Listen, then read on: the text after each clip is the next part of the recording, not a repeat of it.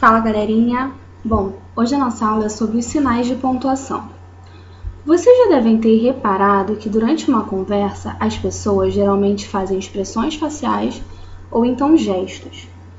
Isso os ajuda a passar a mensagem desejada para a pessoa com quem eles estão conversando. A mesma coisa acontece com os sinais de pontuação. Eles são utilizados para expressar sentimentos, emoções e também para dar a devida entonação a um texto, facilitando assim a compreensão do texto pela pessoa que está lendo. Hoje nós iremos conhecer os principais sinais de pontuação.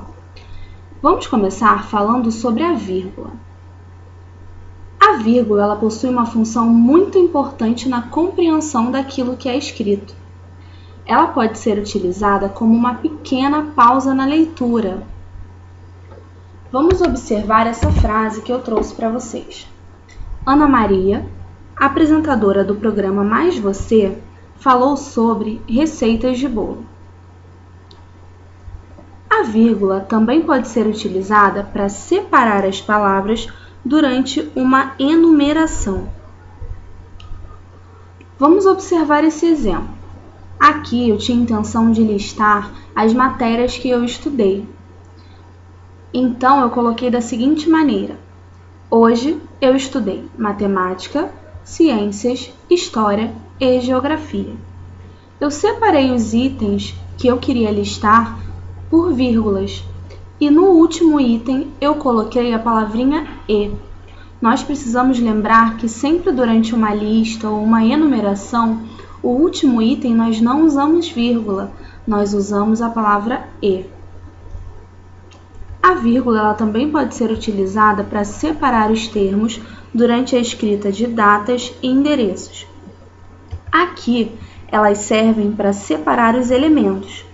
Por exemplo, Rio de Janeiro, 8 de junho de 2020.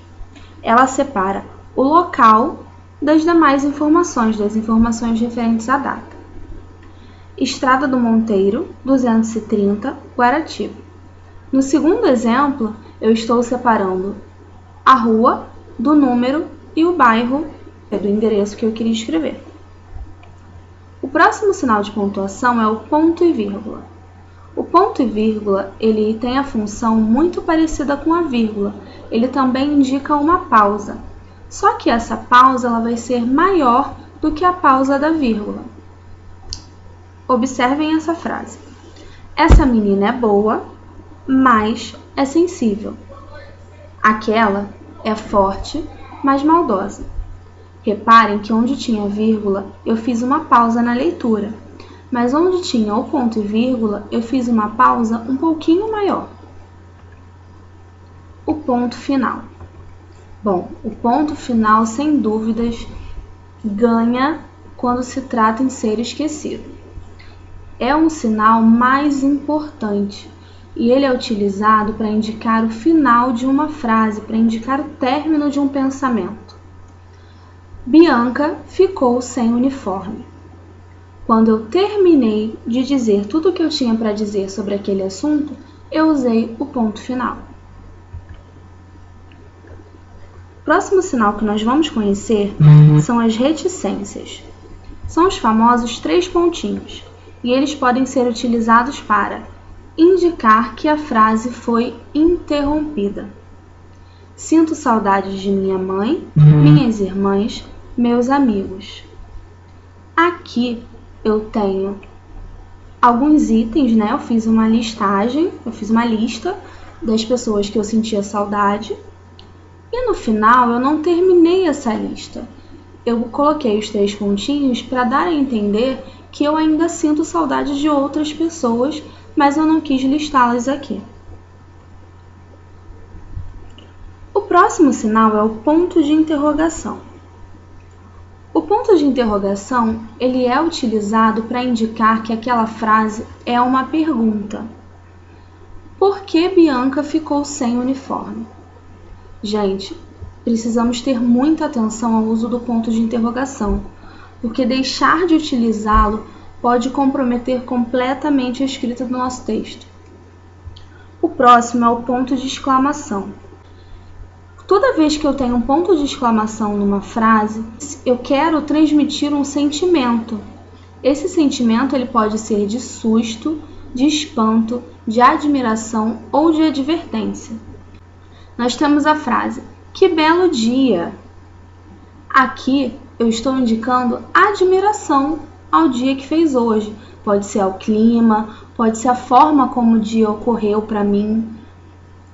Na segunda frase, nós temos uma frase de advertência. Eu vejo alguma coisa perigosa ou alguma coisa que pode acontecer e falo, cuidado! E o último é um elogio, também pode ser um sentimento de admiração. Nossa, você está linda!